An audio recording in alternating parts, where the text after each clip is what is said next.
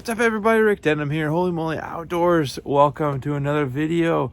Winter paid us another visit this last couple days, so we got some fresh snow and a reopener for Area 10 Blackmouth. So I want to go over a fun topic, not really discuss too much, but that is jigging blackmouth. This is an extremely fun way to do this. So we're going to go through my basic setup with a line counter, good rod, and the quality gear to get on those fish. So stay tuned with us. Jigging blackmouth is super easy. This is my standard salmon rod that I like to use a lot of the time when I'm running heavier gear. This is the Velocity 9.6, which is a 12 to 25. I'll put a link in the description below. This one holds up to the test for jigging. I love it for that purpose. With a cold water, low profile line counter, you really can tell exactly where you're fishing.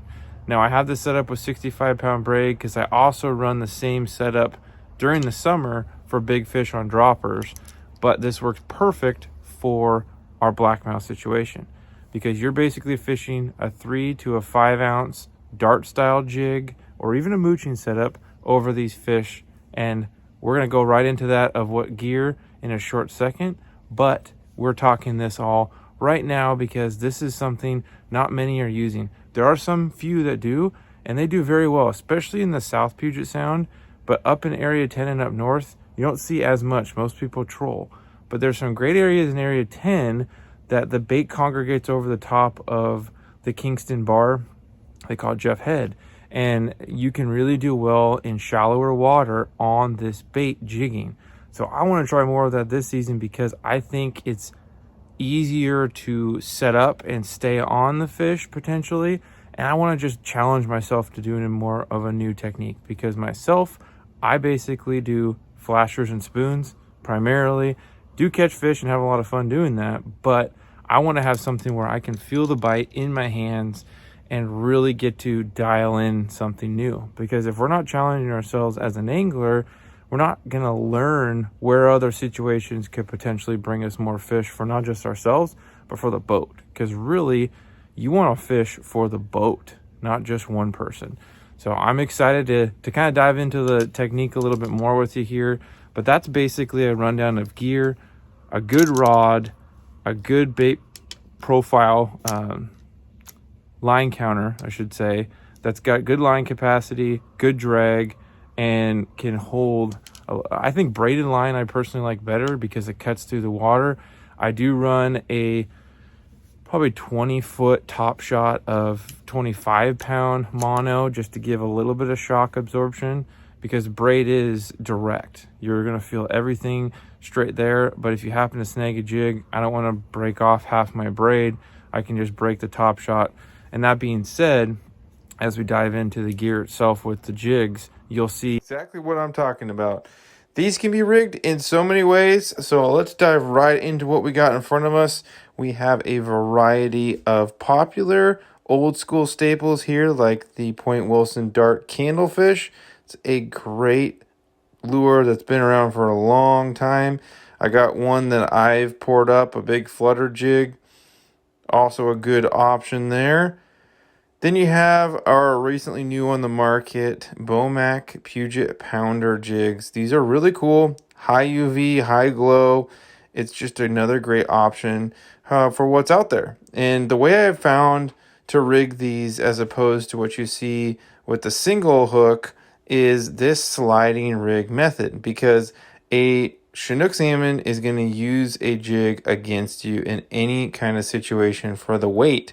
Now, if it means I lose one less fish by running a slider rig, it's worth it every time.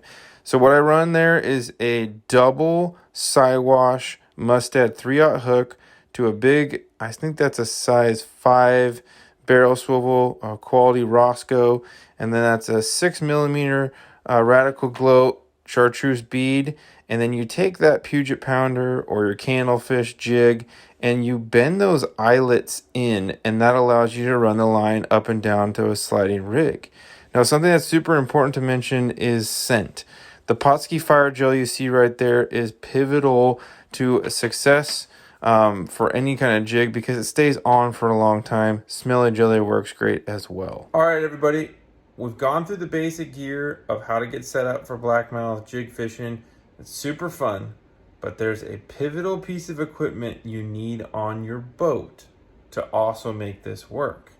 Now, you can do this blind, but I don't recommend it because it's a lot more efficient to have a good fish finder. And a good fish finder is going to be able to tell you exactly where the ledges are, the drop-offs, the places where the bait's going to get pushed up. You can see the bait balls, and you can specifically, with the right kind of sonar, see the fish below or inside the bait balls. And it makes all the difference. And I'm telling you, I have seen it where you can literally be fishing directly in that bait and get those fish picked off. So I highly recommend a good sonar, whether it's Garmin, Humminbird, Lowrance, Simrad, Raymarine. They all make good stuff, but spend the money on a fish finder that really is going to be the right one for you, because a cheap one, yes, it may tell you some stuff, but it's not going to be as good as a higher end unit that gives you a lot more detail and can really make a difference. So that's blackmouth jig fishing. The technique in itself is not hard. You're literally just dropping it down to the bottom, keeping a tight line to a point. You don't want to just free spool completely, because I have been bit myself on the drop. So you're just lifting the rod tip maybe a foot till you can feel that jig lift off the bottom and back down. Now, sometimes you can get these fish suspended too, so don't think it just has to be on the bottom. But in overall, it's a pretty straightforward technique. You get in a good rhythm, and sometimes that's all you need. So I hope you guys can get out and enjoy yourselves. This is a short window this year with our winter blackmouth, but it's open again. So it's time to get out there, have some fun, and go get some amazing, tasty fish just like this. Take care, guys. Have a great time. If you want to see some more fishing videos regarding blackmouth, check this out right here. Take care, tight lines, and fish on!